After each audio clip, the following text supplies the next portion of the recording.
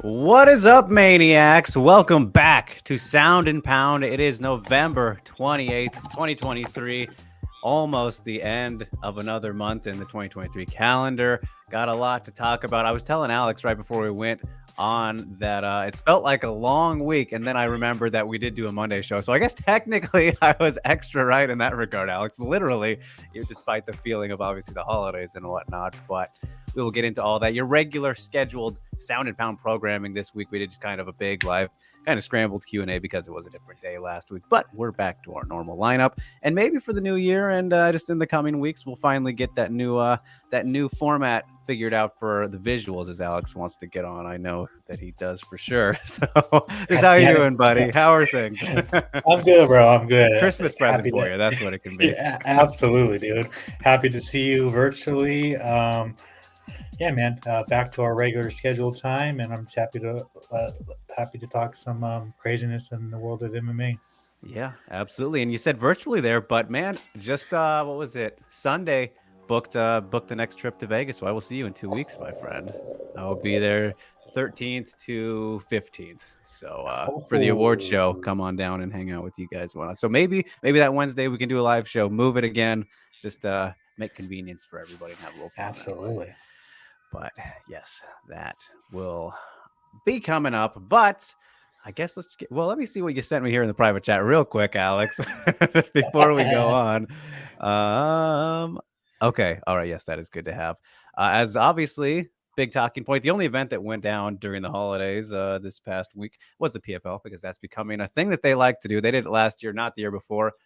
I'm assuming they're going to make it a thing now, which is however you feel about it. We'll get into that. But of course, let's start off with our maniacal moment of the week, and we will go from there.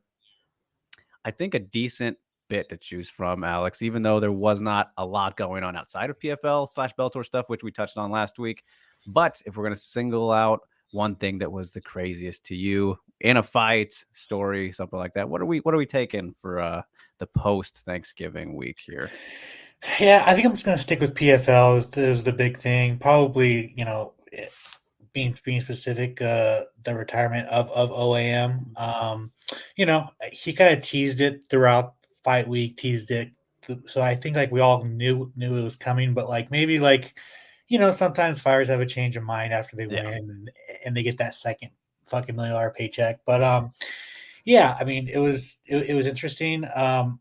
And I just want to kind of throw it back to you. You were there on site. Mhm. How was it?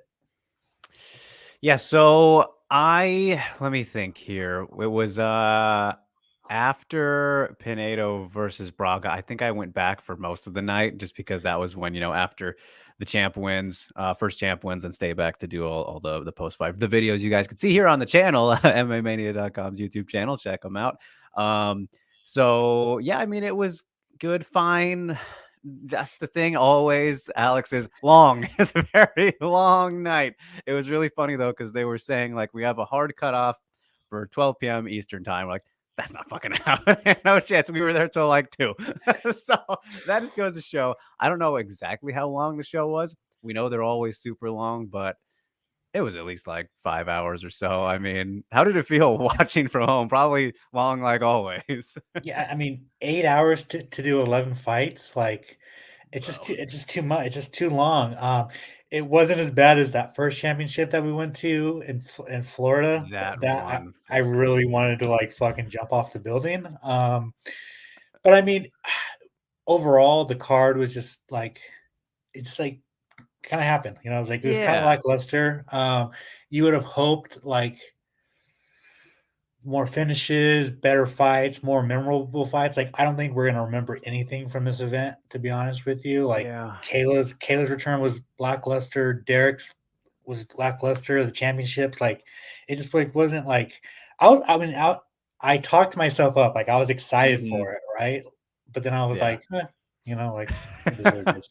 I know, I did that last week when we were on the show, and then kinda got there, and I was like, here we go." It kinda, like, sunk in a little bit. But I will say this, though, I did notice that right around, I wanna say maybe after Kayla's fight, I don't know if you could tell this too, but it seemed like they did pick it up. Like they were like, all right, we kind of got to go now. Like where it was just straight to the video packages where they have to, preview the fight a little bit. But it seemed to start rolling a little bit quicker than what they normally do, which was nice. But yeah, it didn't quite. I mean, I guess it might have lived up to what you expected, but I don't know. It's weird. Like it was an event that happened for sure. I think the venue was a pretty cool one actually, and I think that venue would be fucking awesome for concerts if you could have like seen what it looked like. It was formatted really nicely for that. Of course, that's where my brain goes these days. But it was weird though because they had.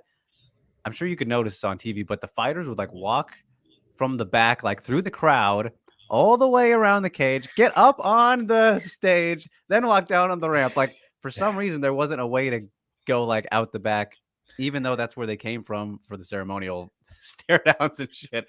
That was very bizarre. They choose very unique venues, as you know, as well, Alex. But I mean, especially just like walk through the crowd and go from the crowd to the cage. You know what I'm saying? Like you don't need to like. all the way around. I It saw just makes no. somebody on It just Twitter makes no made like a little sense. map of their walking path. I don't know if you saw that. I wish I had it up No, right now, but it was like, yeah, it no, was like a question mark type shape. It was like, yeah. this is strange. But yeah, Rain is here, and I think it's a great way to throw this in just as we're on the topic. But he says, no funny pun this week. Why is Don Davis pretending like pacing is not an issue? What is with the lack of self-awareness? So I don't know if you watched his post-fight scrum, probably, Alex, but I wouldn't say that he treated it as a not an issue, but he deflected a little bit by saying, using the storytelling as the excuse a bit there. But then, man, I was talking to somebody last night actually about the same thing. And you look at Ryzen, who's phenomenal at doing their own storytelling, and their video packages are like second to none. Their shit's rolling, man. There's no problem with their pacing at all. Like 3 hour max shows sometimes. I just feel like if you bought the pay per view for $50, it's either you know who the fighters are or you're like invested and just want to see it.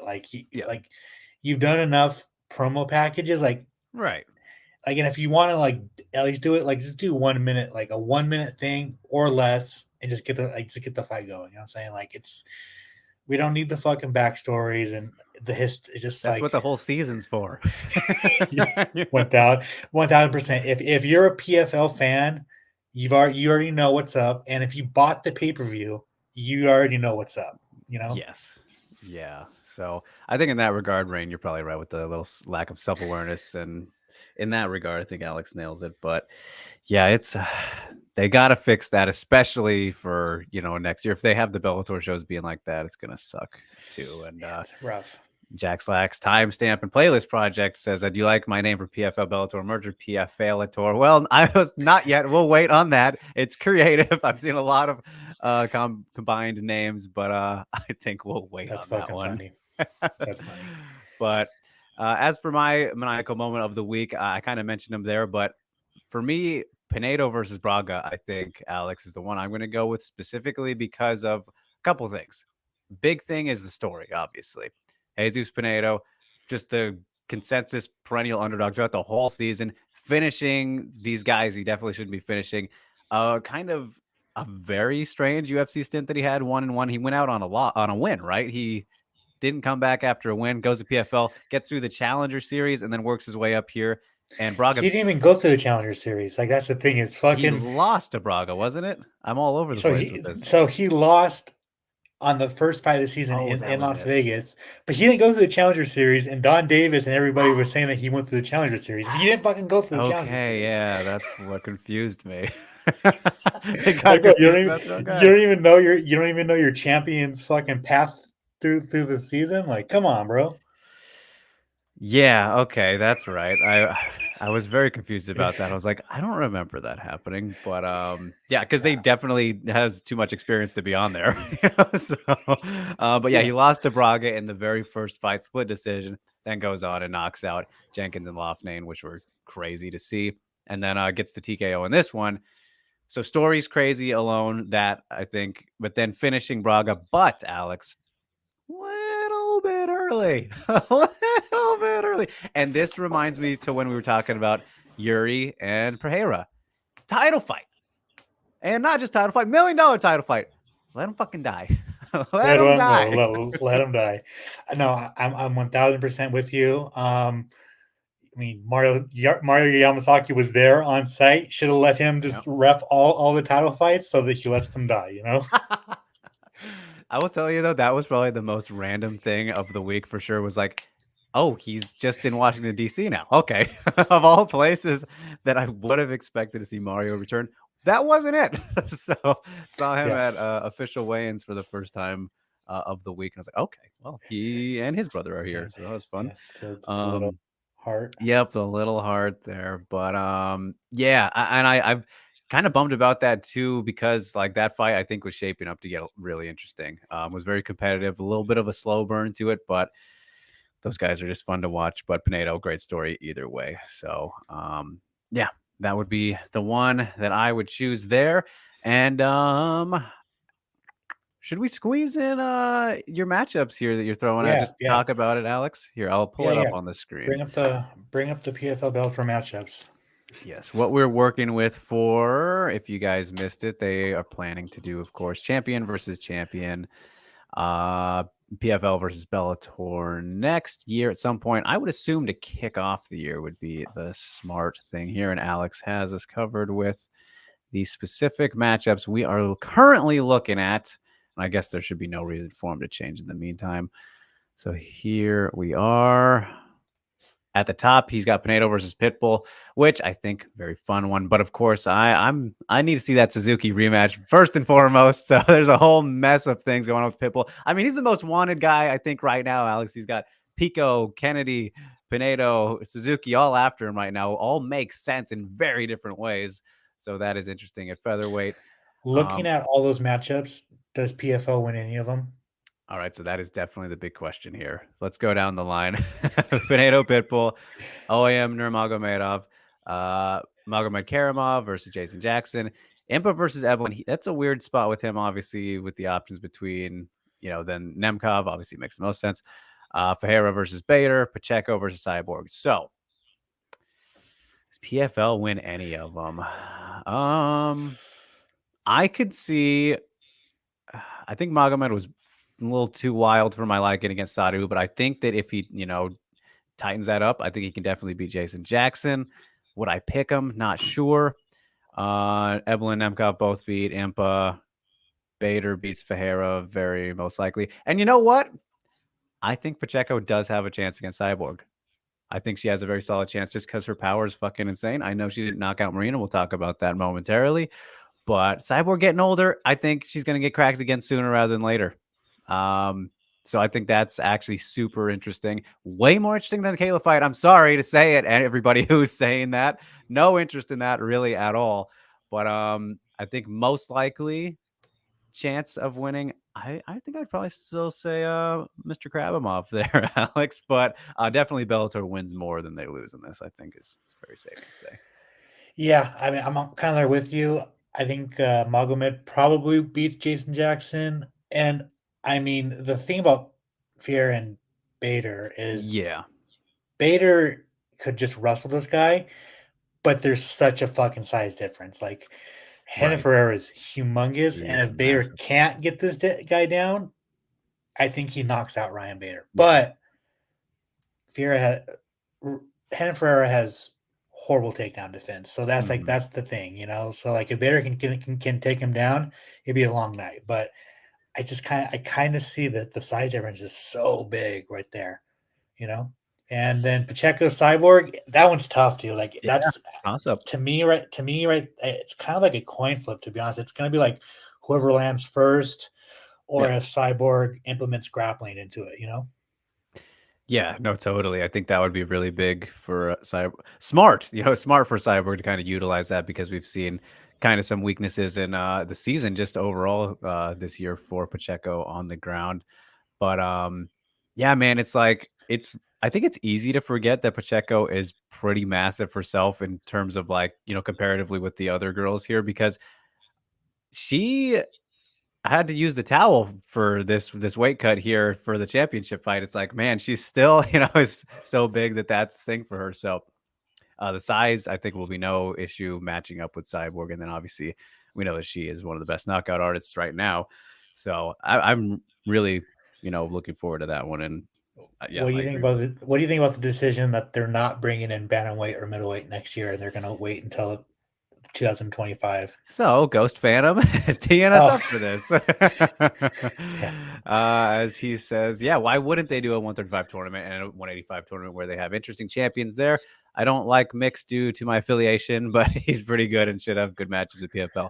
Yes, it's a little personal there for you, Ghost. But so yeah, we talked about this a little bit last week, I think, Alex, but like it's just so stupid, bro. Like, Don said like they're going to take the time to develop the divisions, right? Is his thing. But you have Bellator's 135 division now. It's made. It's established. It's a thing. That unless you don't know it and realize what you're working with, that doesn't sorry. I love you, Don, but it doesn't make sense. 185, sure you can make some ads there, definitely, but 135, no excuse at all. And then it, even it in the meantime, you bro, get it's like, added to fight him. Like, yeah, dude, it's like you have the two best fighters outside of the UFC not in your tournament. That makes no fucking sense, bro. Like, it's just like, dude, yeah, scrap the welterweight division and bring those boys up to middleweight. Like, yeah. Well, I mean, dude, also that's like a thing. Like I was thinking, I don't know if you saw the weigh-ins either, but like Sada Busai, like that was, I thought the man was gonna die. I thought that he was carried in to the weigh-ins. He couldn't even walk. Made it still, but like, let this guy fight 185, bro, please. That was so crazy. I've never seen anything like I that. watch him spar. I watch him spar at Extreme Couture every Tuesday and Thursday. I have no fucking idea how that guy makes welterweight. It doesn't make sense. It really doesn't make sense.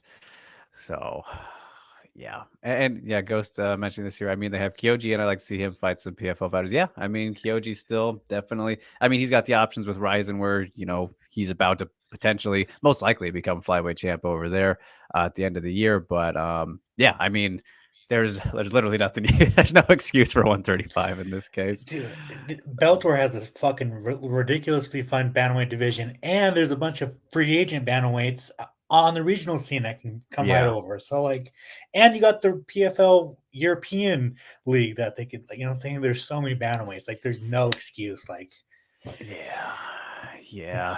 It's hey, hopefully they change their minds. I guess that's all we can. Hopefully they realize when they lay things. They're like, oh, this is actually pretty good. We'll we'll yeah, have to wait and see. But it's so silly. uh, Barry Muhammad is here, and he says PFL heavyweight beats Bellator heavyweight. All right, he believes Fajera. I mean, yeah, I agree. I think you nailed it pretty much Yeah, perfectly because he is just monstrous. We've seen obviously Bader knocked out plenty of times in his career and getting older. So that's pretty much takedown or bust for Bader, I think, in that one. But all right, we'll move on from the maniacal moment of the week. Now, time for our underrated moment. Let's highlight some of the things that got a little bit buried or weren't as highly spoken about. And I'm going to start off with one that we kind of mentioned a little bit there too, but I want to shout out Pacheco's win against Maknakina. I think it's a little underrated because the fact it was a decision, but the fact that there were some tense moments there early on.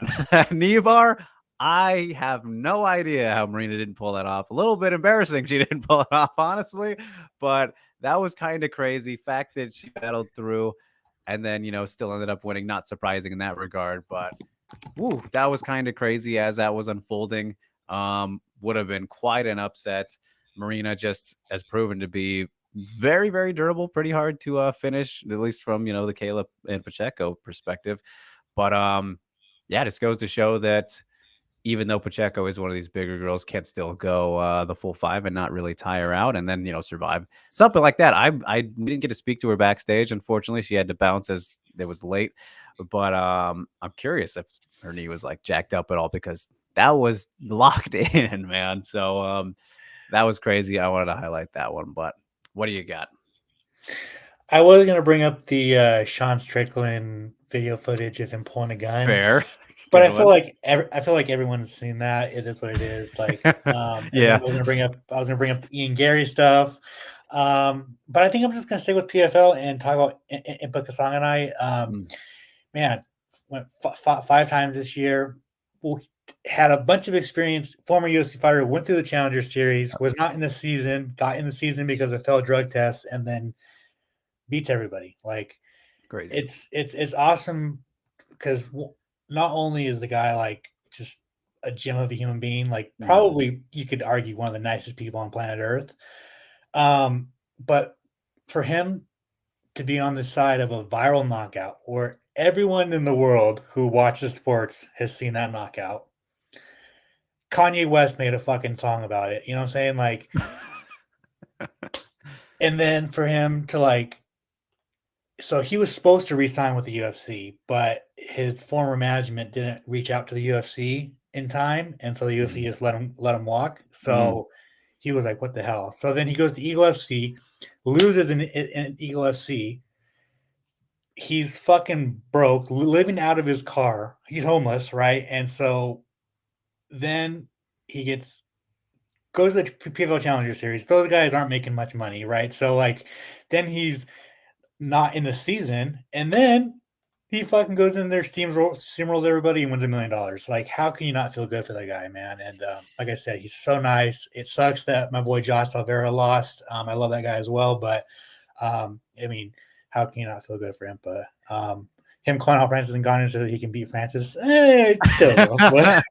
But I mean, other than that, it's just a very heartwarming story. No, yeah, 100,000,000%. Yeah, seeing him get emotional afterwards was tough, tough, tough, tough. But you love to see that kind of thing. And I don't want to take anything away whatsoever, but I gotta ask this: like, do you feel that Josh had an off night? Because I feel like a little bit.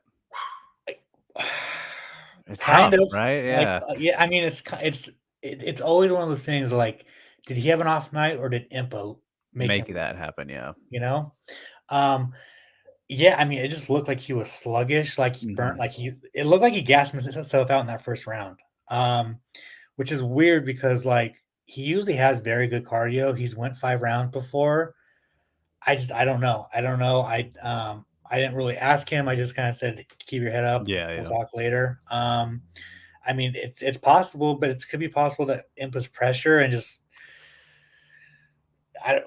He was putting it on. It's Yeah. yeah, it's odd, you know. Yeah, that's how the game goes sometimes. But yes, like I said, didn't want to take anything away from him, but just assessing both sides, can't help but observe. So yeah, definitely one of the better feel good moments of the year for sure. So congrats to Ipika Sanganai. As from there, we move along to the old Mania mainline. Time to inject our favorite things coming up this week. Alex, the stuff that we're personally looking forward to the most as I zoom out of your tweet here back to my regular size on Twitter. Um, what are we injecting this week, my friend? What tickles your fancy the most coming up? As UFC Austin is quite a good fight night. Man, it's you can argue it's probably the best fight night of the year. I mean, it's tough not to say Beneil versus Armin because it's such a fun and interesting fight. Has a lot of stakes to it.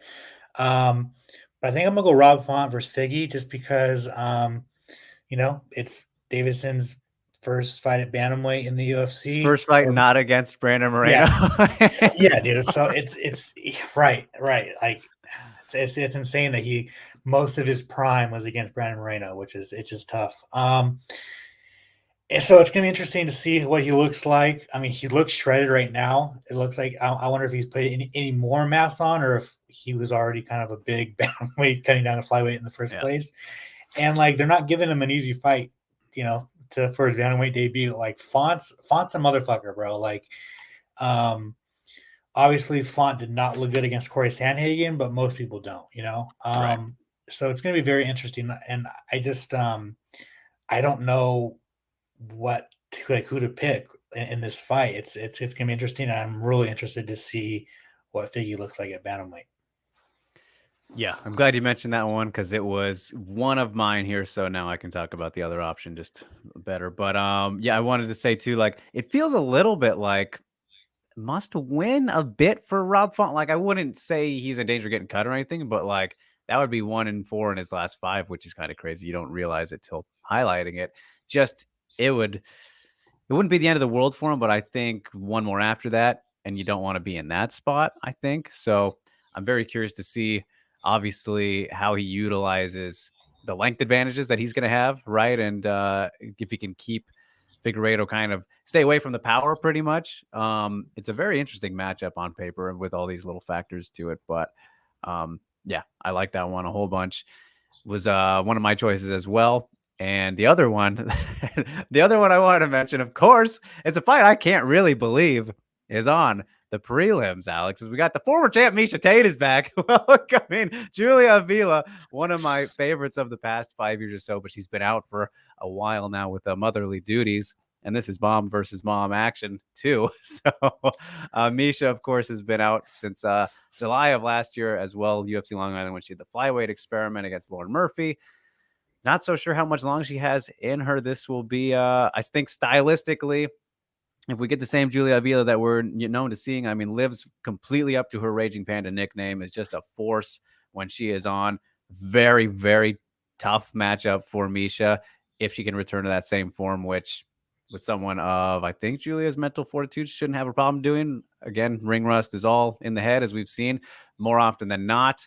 But, Misha is always able to pull off a comeback, especially on the ground, too. So I'm really looking forward to the matchup. It's very kind of brings me back to vintage, prime Misha matchups that she had where she either pulls it off or, crumbles a little bit. So, and we're at the end too. And they're both coming back end of the road kind of for Misha. We'll see how much longer Julia wants to compete. How old is she now? 35. So yeah, she's up there a bit too, but obviously been out for a bit. So I'm looking forward to that one. Both been two of my favorite fighters for a good while. So that has a little personal wrinkle to it.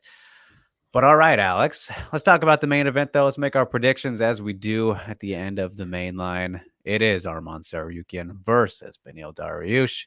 Benny is returning after that tough loss to Charles at UFC 289 in the summertime. Who's getting it done, my friend? It's tough, isn't it? Yeah, it's tough. I don't know because I would argue Benil has better striking. Mm-hmm. I argue he has better jiu-jitsu. Mm-hmm. Armin has the better wrestling, but Benil can hold his own right there too. Yeah.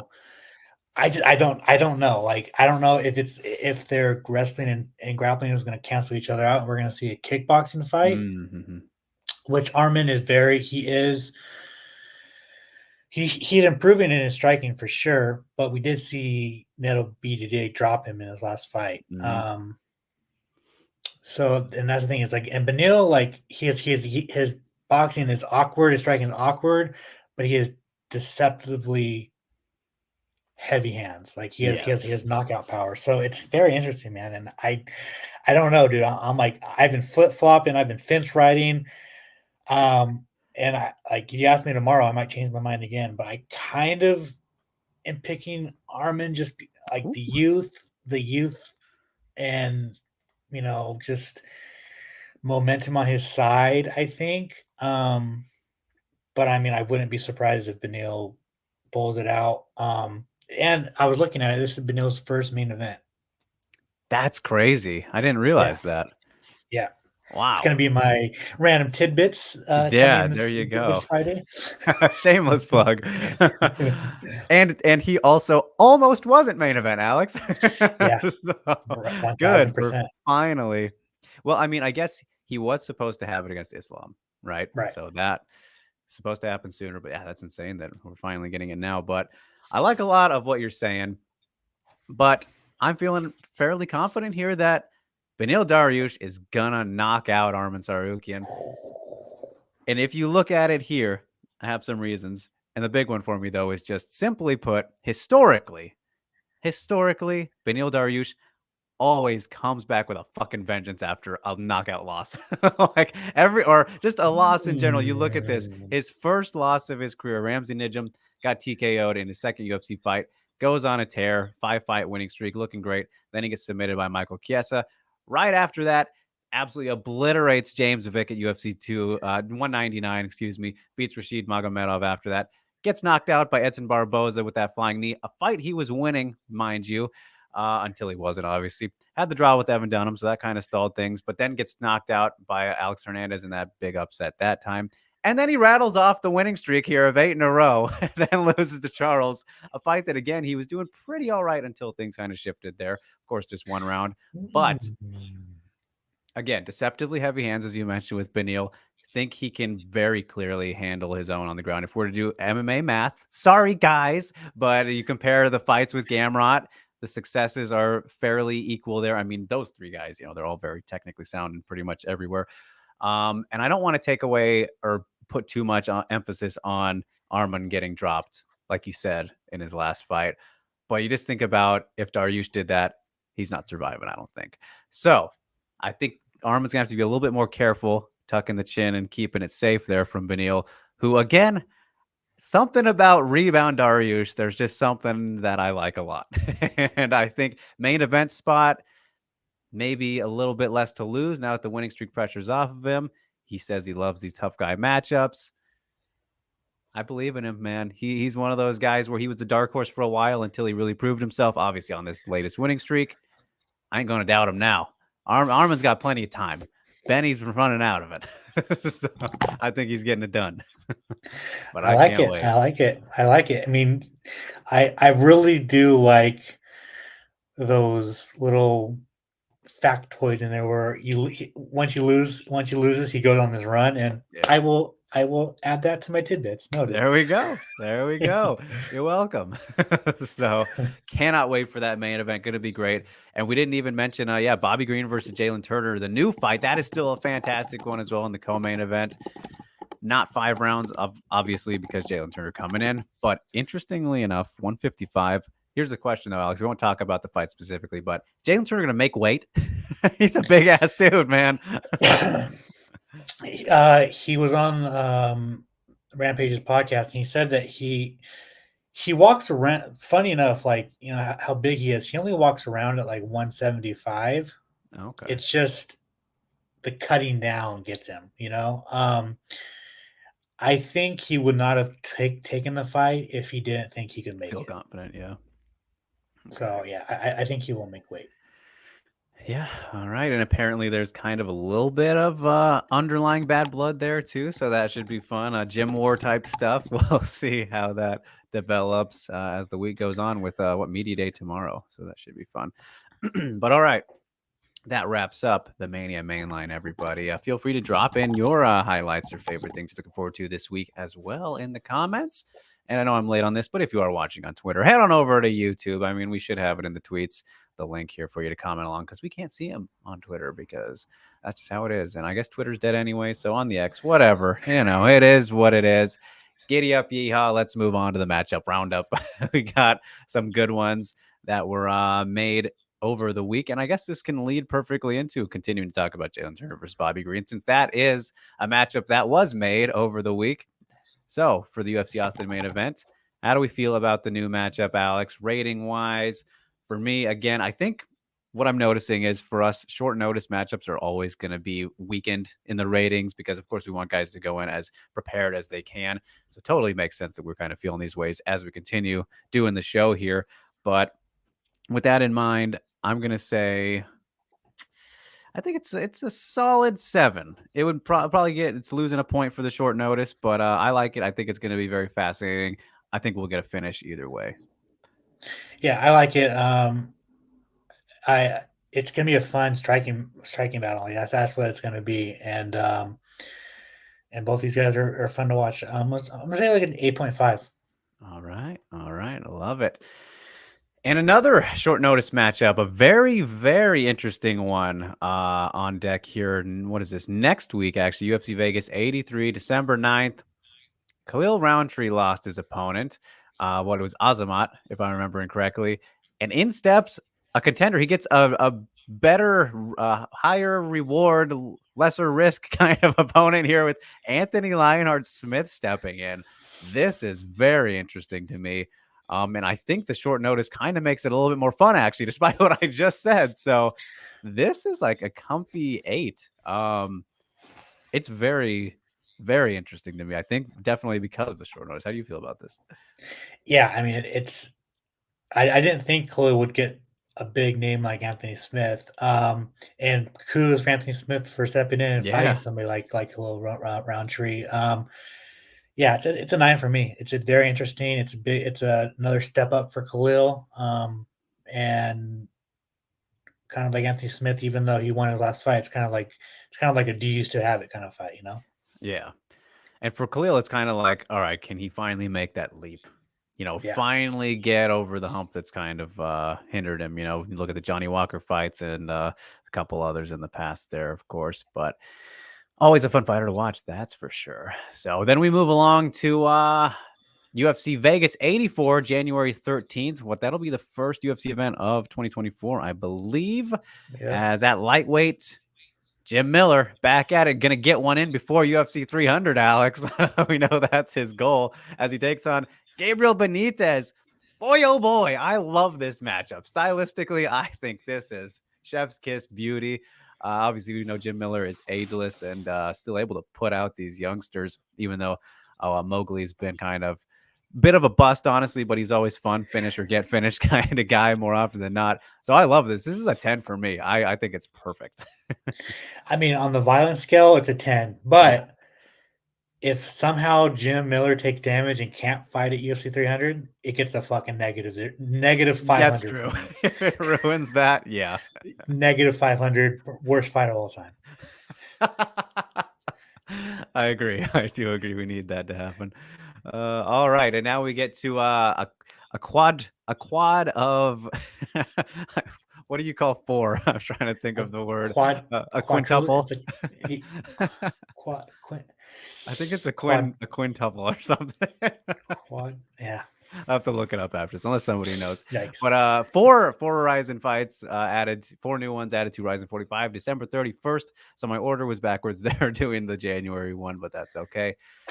As the return of one of the best in the world, the best atomweight on the planet, Sakizawa. She is getting that fight still with Miyu, or Miyu is still getting that fight with Saka, as it is expected to be. Miyu's retirement fight was supposed to happen like a year ago, but then she tore her ACL. The greatest fighting grandma of all time. She's got to be nearly 50 now, but she still wants to do this retirement right against the best fighter in the division. So Sakizawa, Miyu Yamamoto. Absolutely love them both. No shot, no chance in hell that Miyu's going to win this fight, especially now and after an ACL tear. So this is going to get a very, very solid 5 points entirely for the excitement of Saka's performance, because it makes no sense whatsoever. It's a waste of time, kind of, aside from Miyu going out in this. It's a Japanese tradition type thing, but yeah. Yeah. I just don't like. I just don't. I mean, she has a 6-7 record fighting this phenom. Like, I And understand. she's on a losing streak too. Yeah, yeah. This is like a 3 for me. It is.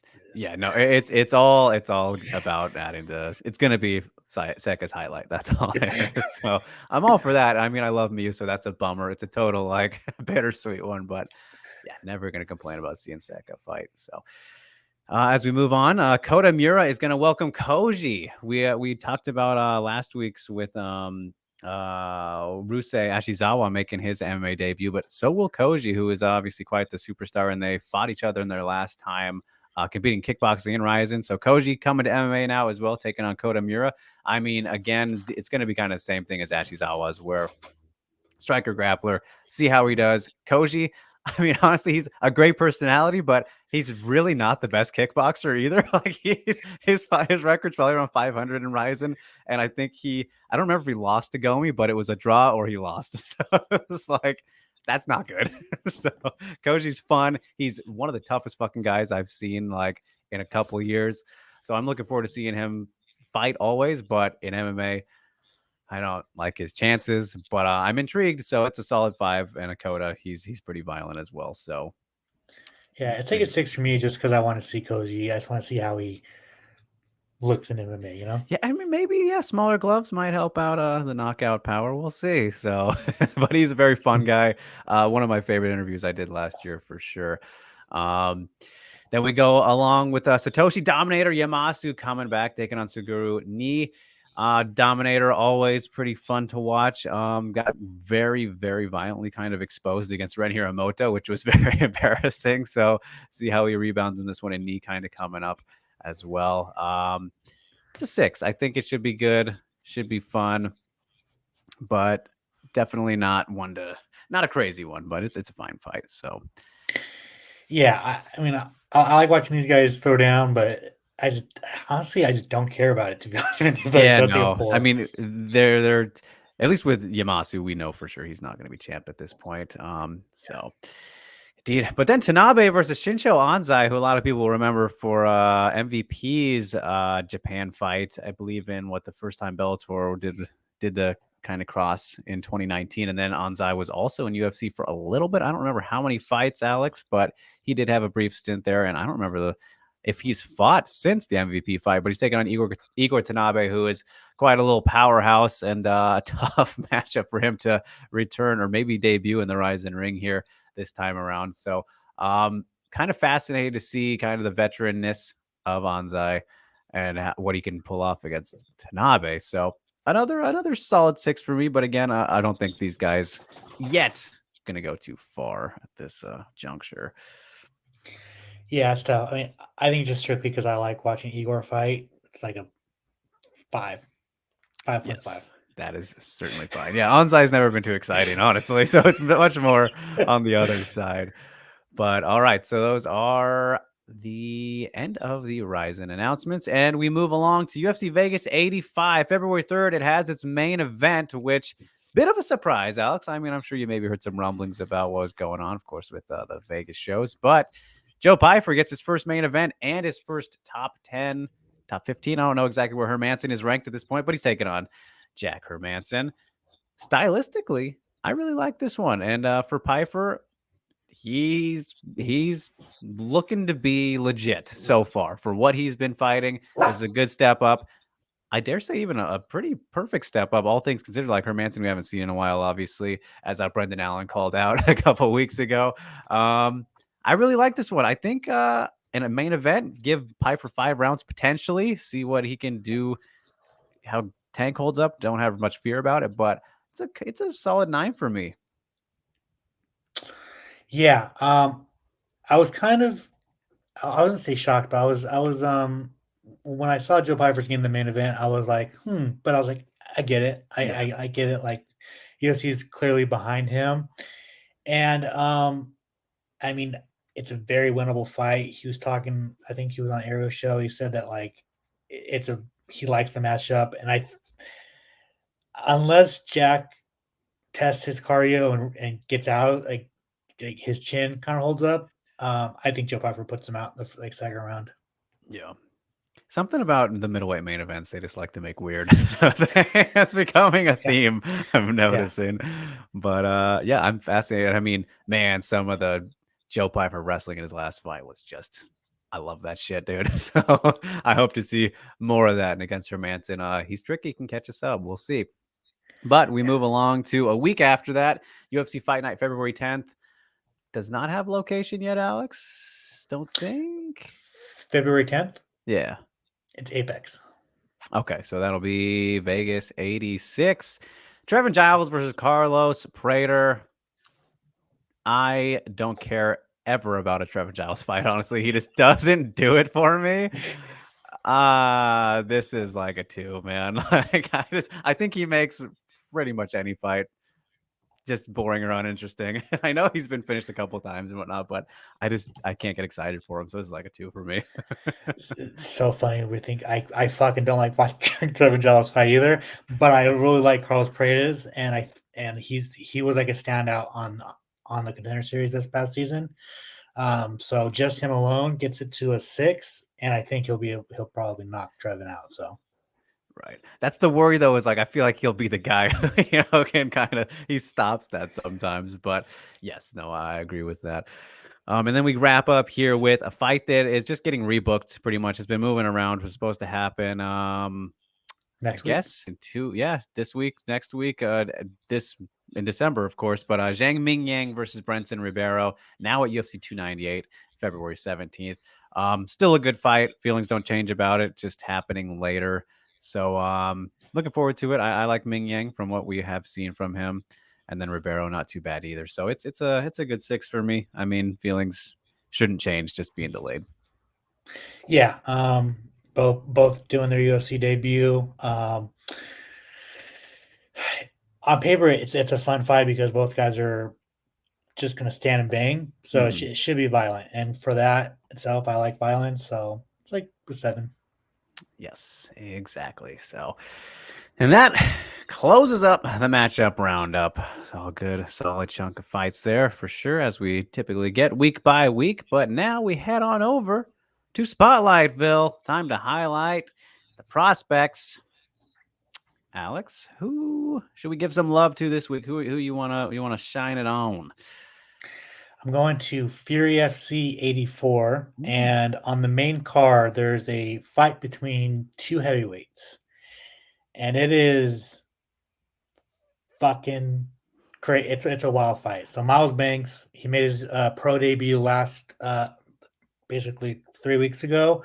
The dude is the truth. Um, this big guy knocks people out.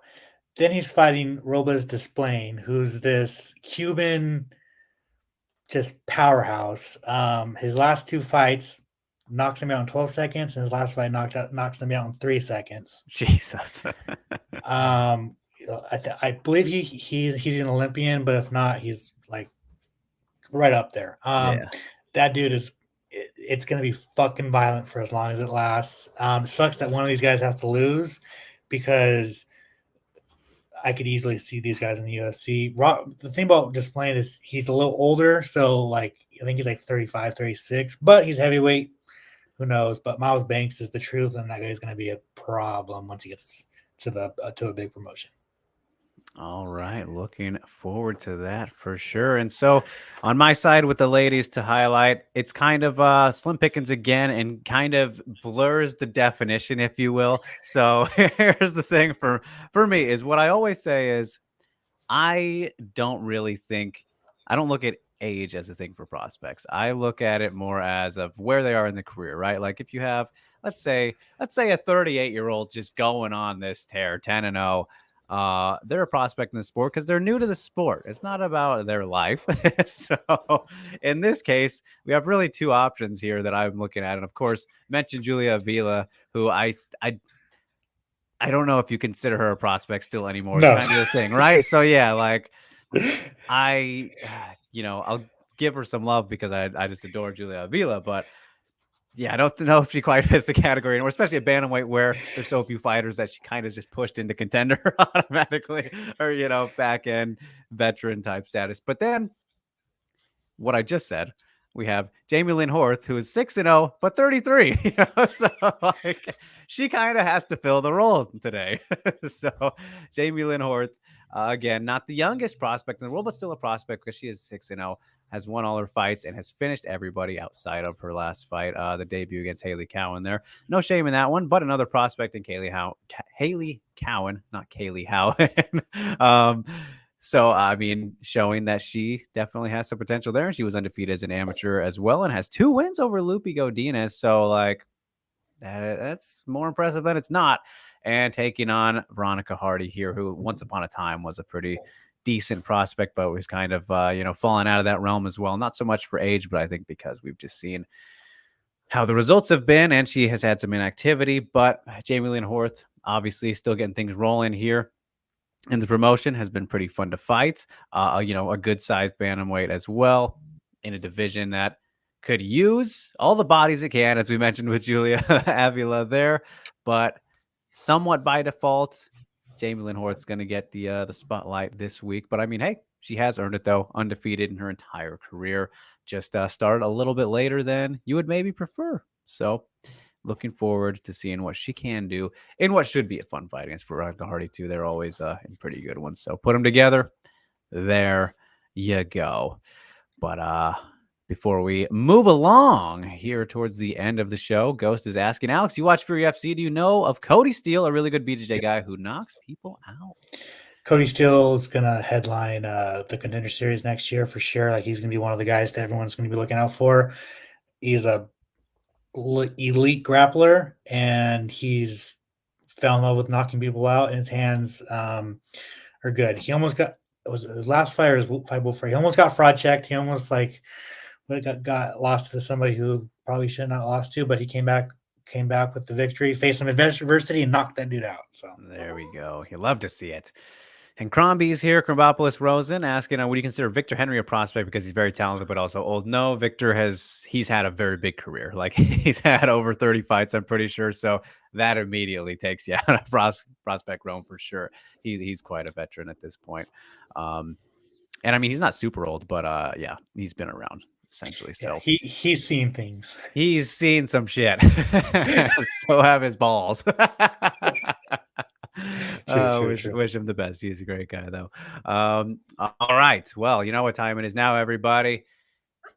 Our favorite part of the show, the Drelex Movie Club. Time to get into all your spoilers if you haven't seen anything. But if you have, you can participate. Let us know what you think of the movies. Give us suggestions. Let us know. Watch along with us. All that good stuff. But last week, I gave Alex The Vicious Kind from 2009, and he gave me The Social Network, which was 2006. It was around the same time, right? I don't remember the year on it, but David Fincher, of course. So, 2010. 2010. Okay, a little bit later there. Freshman year. Freshman year. There we go. So, excited always to talk about our movies. But, Alex, what'd you think of the Adam Scott, J.K. Simmons spectacular? Yeah, I mean, I went in like. Hold on. First, was I right? Did I remember correctly? Was Thanksgiving in the movie? Yeah. Okay, fuck yeah. I thought so. Sure was. It's just simply put, it's a very good indie. It's like an indie movie. Yes. About family dysfunction drama. Yeah. I feel like the tone was kind of all over the bit, and it was darkly funny, but like very emotional. Yes. Basically, like it's broken people making bad decisions, and like to use the quote, hurt people hurt people. Mm-hmm. But by far, like the standout in this movie is Adam Scott. The dude is so good. He's just a fucking. He's an asshole creep in the movie. He's just a fucking cunt. You know what I'm saying? He's just just not a good guy. And that's like my biggest knock on the movie is just like I didn't care for any of the characters. They're all unlikable assholes. And like some movies can get away with that, but for this, it was just you guys. I just didn't fucking care. So it kind of took me out. But like the acting was good. He's just so good. And this was this is before he even really broke out, you know. Mm-hmm. So really legit. And then the only thing I really want to point out is Brittany Snow's wig was just god awful. Just fucking I don't remember it. Yes, just like a black wig, just bro. Like okay, yeah. You could tell the budget did not go with makeup and hairstyle. So yeah, so it was good. Adam Scott was the standout for sure. Yeah. I would recommend it just for him alone. I'd give it like probably like a 6 out of 10. Probably won't rewatch it, but if someone but I would recommend it. Yeah. No, it's one of my, I don't know if I'd say favorite indie films, but one definitely I caught on kind of back around that time. And kind of crazy cast though for it, right? Like when you consider the budget and who's in there, and like definitely looking at where they are now. But yeah, it was. I think you summed that up well. But yes, Adam Scott, one of my favorites for sure. Okay. It was just a fucking asshole. Yeah, he can be pretty good at that. Yeah, dude. No, he does. He plays a smug asshole better than basically anyone. Really, honestly, like him and Fassbender can play really good assholes. For sure. And speaking of assholes, though, let's talk about The Social Network, my friend. I was pleasantly surprised by the assholiness, really. But yeah, I mean, going into this, I obviously had an idea of what to expect because this movie's 13 years old now, and of course, I heard all about it when it came out. And surprisingly, like we talked about last week, had never seen it until now. But just considering, I mean, times have changed, I guess, and it wasn't like a straight up documentary biography, but I would have expected Zuckerberg to be painted in like a nicer light. Let's put it that way as before we get to my notes, but not exactly the case. So, um, immediately, Jesse Eisenberg, of course, instantly captures the roboticness of Zuckerberg to a T perfectly. And I mean, that's just kind of Jesse Eisenberg as is, more often than not. He's very good at being that kind of guy. Of course, he's got a little bit of range, but he's not the most most rangy actor you could say. He did fine. He did good throughout the whole movie, but didn't blow my hair back or anything like that.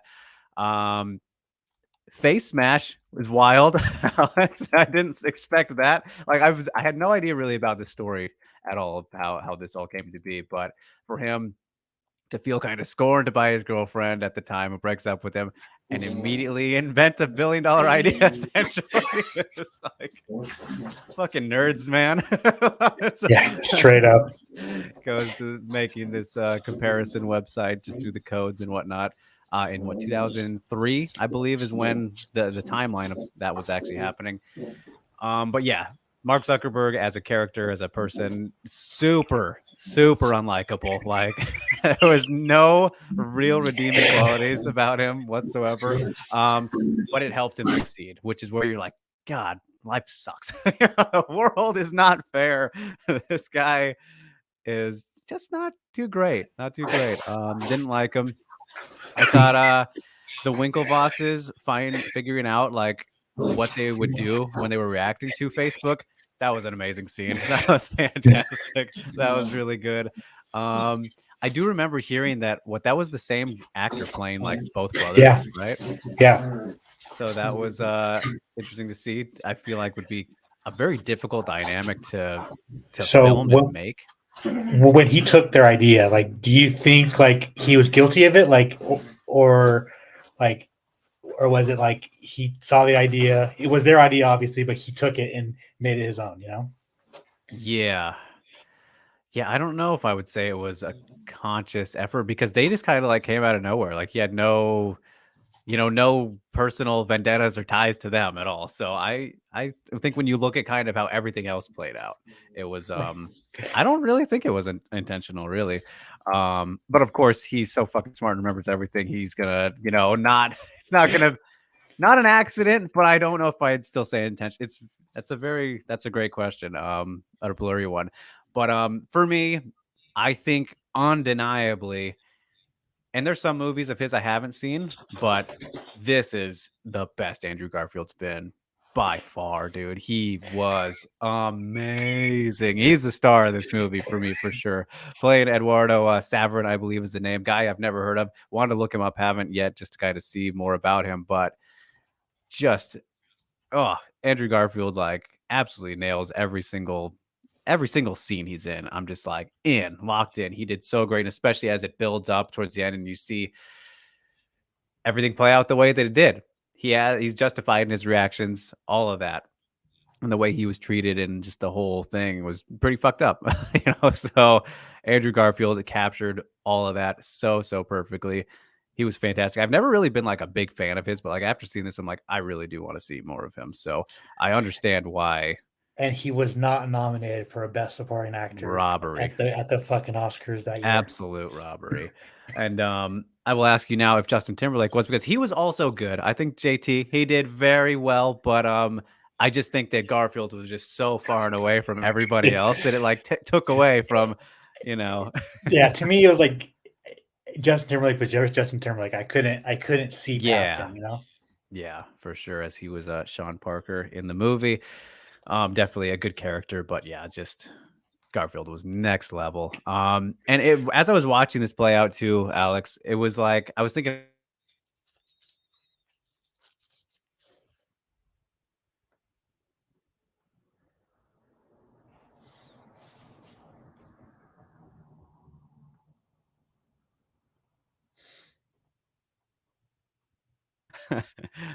did we just black out for a second?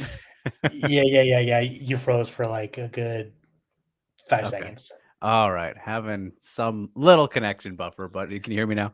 Yeah, Okay. yeah, I'm good. You're good. I was saying this would have been a lot cooler, I think, if I experienced it, like experienced the stuff happening as it was happening. So like Oh, Napster, for example, I had no idea what that. I thought he was gonna say LimeWire. You know, when he was telling the girl Dakota Johnson. Funny enough, little appearance before she was big.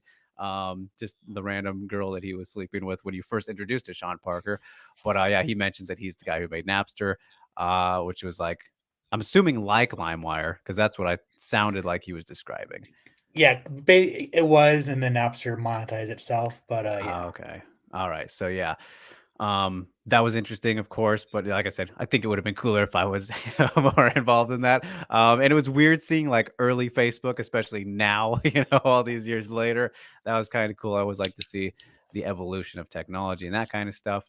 I think the timeline bouncing at first caught me off a guard a little bit, but it was very cleaned up very nicely how the story was told and all of that. Good. The ending with Mark using Facebook in a typical obsessive fashion. That was nice. That was a nice cap to it. I think, yeah, good work. Good work. It was enjoyable. It's a very fascinating story. Um, I like yeah, how Bill Gates had a minor an appearance there where like it's trippy that way to be like, wow, this was they crossed in not really, but a thing that happened there with Harvard and all that stuff. So it's crazy, man. Just like internet stuff like this is pretty wild. I think Fincher did phenomenal job. Again, he's very, very good at what he does, of course.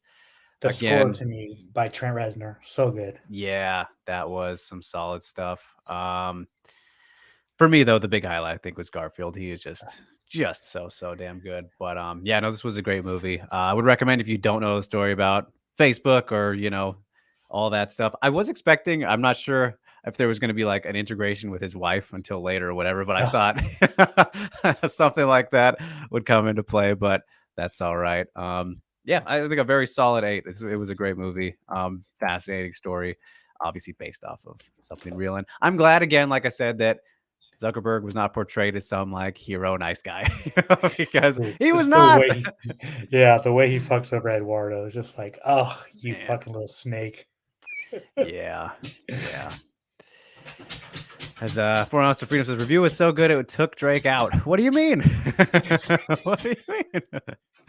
Oh yeah, with the yeah, Pros. exactly. Yes. It's As good. Crumbopoulos says, what is Napster? So it was kind of like LimeWire, according to Alex, except LimeWire was free, right? That's the big difference, is Yeah. pretty much what it sounded like. Okay. So yeah, it's free Kazaa, music. Kazaa, and LimeWire, those are the two. And then Kazaa bricked my computer 3 times. Never use it again. You're like, all right, that's enough. But Alvin says he couldn't get to the movies this week. That's all right. Obviously, a lot going on, man. You got plenty of time. We'll get to these ones this week. So, Alex, I think we should do another watch along, as I Okay. teased you last week.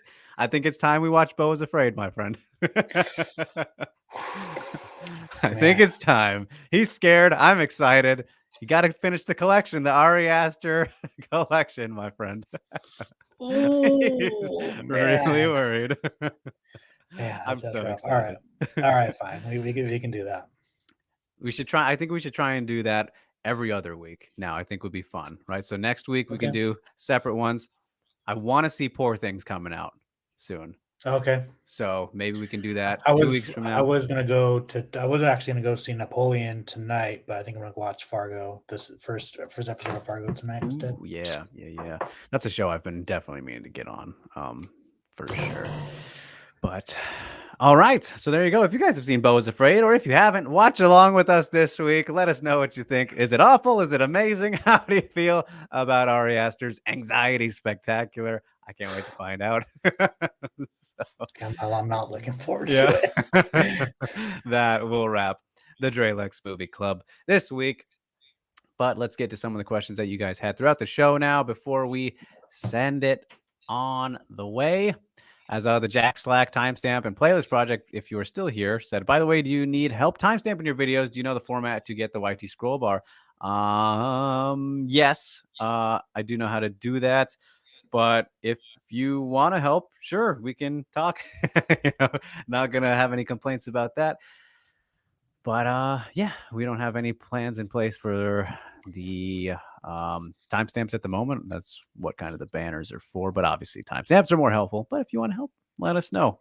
DM us or something, or in the comments, wherever. Synchro says, where does the meme goat hands of the concrete cows Linton Vassell from Milton Keynes fit into the PFL tourney? I don't know if you made that up or not because it sounds very rhymey, Synchro.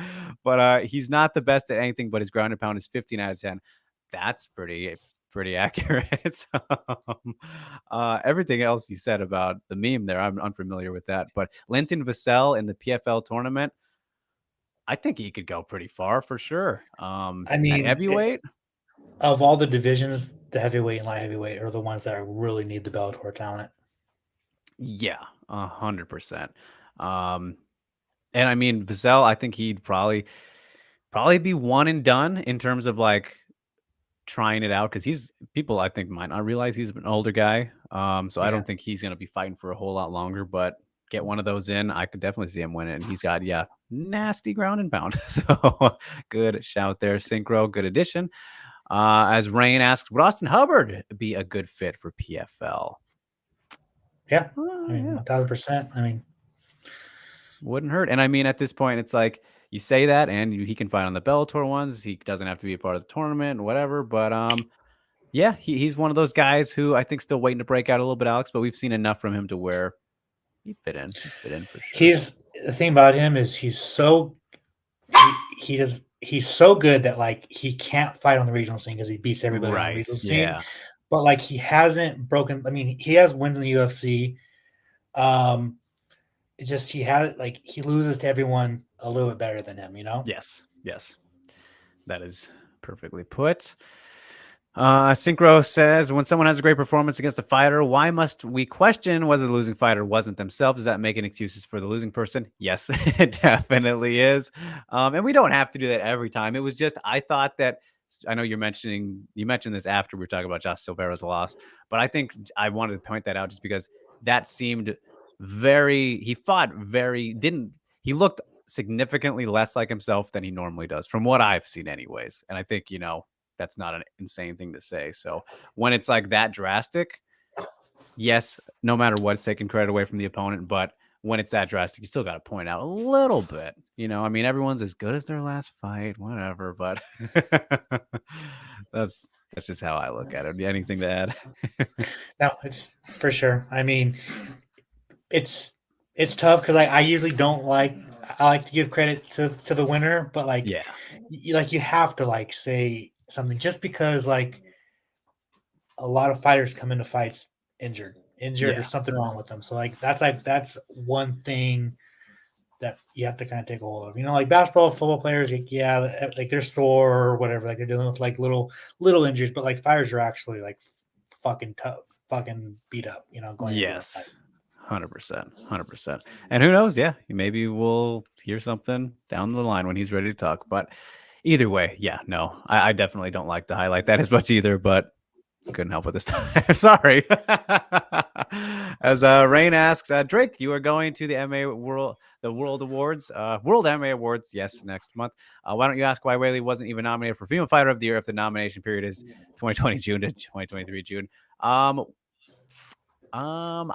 don't think the nomination creations are from fans, right, Alex? But the winners are determined by fan votes. So, I don't know what they would say. Fighters only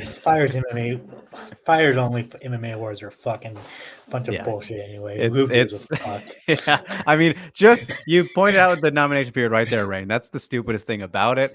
I'm going for kind of the fun and the interviews. I don't care about the actual award stuff, but yeah. Are you gonna go to that too? What date is it? Does it land on? It's the Thursday of 296 fight week. So Thursday. Probably not because LFA and Karate Combat are like the next day, so I want to fucking chill. Oh, okay. In Vegas? Yeah, in Vegas. Woo! Damn. I should have stayed for an extra day. Maybe You I'll have should. to change things. Yeah, you gotta change things up, bro. Yeah, LFA Uh, and Karate Combat are gonna be in Vegas. Damn, I didn't realize that. I think I saw something about LFA actually, but I didn't know Karate Combat. Okay. Yeah, I might have to make some adjustments here. But Synchro closing us out, asking, what do you guys think of Loopy? Beating Elise Reed was overhyped by people who have never seen Reed fight, and Ricci, while a good win, she got dropped in the last parts of the round. Loopy got Loopy did get dropped. Yes, that's what you're meaning, right? It's not the other way around. But no, Loopy's very talented. She's obviously improved with the Lobo Gym integration, working with Grasso, Diego Lopez, all them. What, 4 in a row now? I think it was. Elise Reed, obviously, just a very undersized straw weight. That's kind of what always gets mentioned about her. But no, I think Loopy's good. I'm still not ready to say she's like top 10 yet, but I think if she's not in the top 15, which she probably is now, she's perfectly right where she should be. Needs to step up. She's a good still prospect. I don't think she's a contender yet, but she's right on the edge there. Right on the edge. I feel like when she's on, right? Like Yes. that, like when she's on, she's fucking really good. Can compete with a lot of women. But when she's not, like, it's just like, what are you like? I don't know. When she's not on, you can tell like she needs to develop a little bit more. But I think she deserves like to fight Mackenzie Dern next. Like, push her. Yeah, that'd be good, especially with the winning streak. And for Dern too, I think it makes sense for both of them. That's a good call. So, all right, you guys. Well, on that note, that'll wrap up our end of show Q&A and the show in general. Pound and pound as we were cruising along. Books, UFC Austin coming up. Hope you guys have a good time watching that. Hope you enjoyed hanging out with us here. You can follow us at MMAnia.com for all your MMA needs, any of the social platforms around. Subscribe, like, share, do all that good stuff. Hit the notification bell so you don't miss when we go live like this. You follow me at DrakeRooks_ on Twitter and Instagram. Alex Hunin over there on the same. Alex, we teased a little bit of shameless plugs throughout the show, but anything else to mention? Just got my random tidbits coming out on Friday. I have a interview with Mike Perry that's up on the channel. And I think that's it. All right, there we go. And as for me, nothing specific at the moment. Off the top of my head, I'm kind of all a blur at the moment. Broaden horizons are going to be coming your way, though. That is for sure, especially with obviously Rising 45 closing out the year. So stay tuned for those. No production beginning yet, but we're trying to get some stuff rolling this week, so you can look forward to that. And then, of course, we'll get other things rolling as well as the year closes. But until then, you guys, we will see you next week at the same time. First Tuesday of December. Same time, Sound and Pound. Until then, take care. Stay safe and stay sad. Stay safe and stay sane, everybody. Peace.